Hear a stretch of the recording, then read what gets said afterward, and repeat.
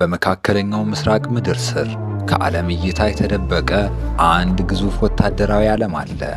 ኢራን ላለፉት 40 ዓመታት የሚሳኤል ከተሞች ስትል የጠራቻቸውን እጅግ ዘመናዊና ጥልቅ የከርሰ ምድር ምሽጎችን ስትገነባ ቆይታለች። እነዚህ ዋሻዎች የኢራን የመጨረሻ የመከላከያ መስመር ናቸው። ዛሬ በዝርዝር የምናየው እነዚህ ዋሻዎች እንዴት እንደተገነቡ፣ በማን እንደተመሩ እና አሜሪካ ለምን እንደምትፈራቸው ነው። የእነዚህ ዋሻዎች ግንባታ የተጀመረው እንደ ኢሮፓውያን አቆጣጠር በ1984 በኢራን ኢራቅ ጦርነት ወቅት ነበር። የዋሻዎቹ ግንባታ ቀዳማዊ መሐንዲስና አነሳሽ ተደርጎ የሚወሰዱት ሐሰን ቴህራን ሞቃዳም ናቸው። እርሳቸው የኢራን ሚሳኤል አባት በመባል ይታወቃሉ። ኢራን እነዚህን ዋሻዎች ለመገንባት የኮሪያን እና የቻይና የዋሻ ቁፋሮ ቴክኖሎጂ ተጠቅማለች። ግንባታው የተመራው በኢራን አብዮታዊ ዘበኛ የኢንጂነሪንግ ክፍል ሲሆን ባለፉት 40 ዓመታት ከ15000 በላይ ሳይንቲስቶች፣ ሲቪል መሐንዲሶች እና ወታደራዊ ስትራቴጂስቶች በዚህ ፕሮጀክት ላይ በቀጥታና በተዘዋዋሪ ተሳትፈዋል።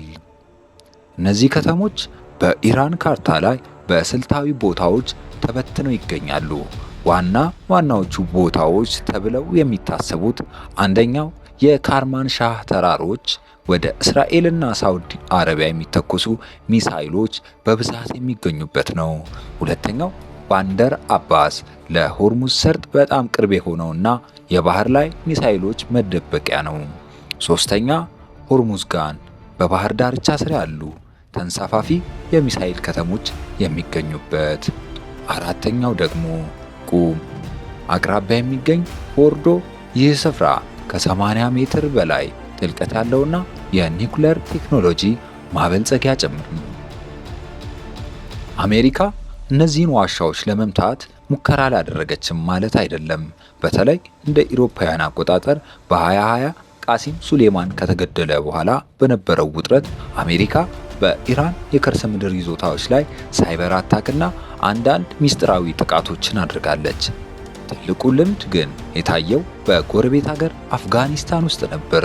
እንደ ኢሮፓውያን አቆጣጠር በ2017 አሜሪካ ሞአብ የተባለውን ግዙፍ ቦምብ በኢራን ድንበር አቅራቢያ በሚገኝ ዋሻ መረብ ላይ ጥላለች። ይህ ሙከራ ከኢራን ትልቅ ማስጠንቀቂያ ነበር። ኢራንም ለዚህ ምላሽ ይሆን ዘንድ ዋሻዎቿን ይበልጥ በማጥለቅና ባንከር ቡስተር ቦምቦችን መቋቋም በሚችሉ የኮንክሪት ንብርብሮች በማጠናከር ዛሬውኑ ደርሳለች። እነዚህ ከተሞች ዛሬ ሮቦቶችን እና አውቶማቲክ የሚሳኤል መንደርደሪያዎችን ይጠቀማሉ። ሚሳኤሎች በባቡር ሀዲድ ላይ ተጭነው በሰከንዶች ውስጥ ወደ መተኮሻ ቦታ ይደርሳሉ።